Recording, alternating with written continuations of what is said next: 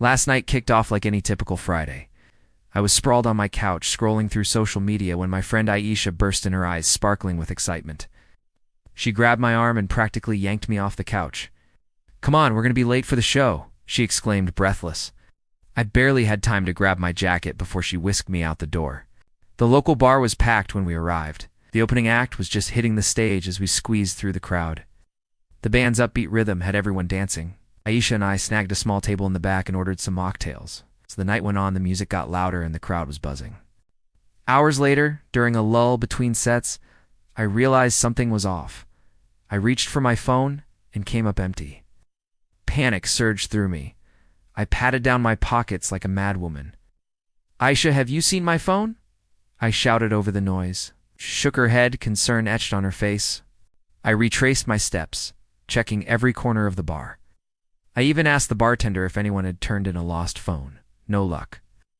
My heart raced. That phone had my life on it: contacts, photos, work files. Use mine to call it. Aisha offered, handing me her phone. I dialed my number, fingers trembling. One ring, two rings, then a low, raspy chuckle echoed on the line. I froze, chills creeping up my spine. "Someone answered?" Aisha asked, eyes wide. I nodded, feeling dread settle in my stomach. Who had my phone? After more failed calls, I felt defeated. I said goodbye to Aisha and took a taxi home, uneasy. As I approached my apartment, the feeling of being watched crept in. I hurried inside, locking the door behind me. I flicked on the lights and froze. There on my nightstand was my phone, right where I left it.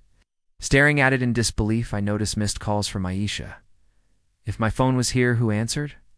A verse from the Quran popped into my head.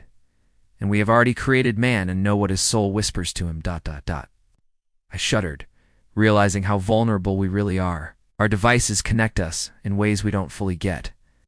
That night I tucked my phone away, keeping it off. But even in the silence, I couldn't shake the echo of that sinister laugh. Sometimes that's the scariest thought of all: we're never truly alone.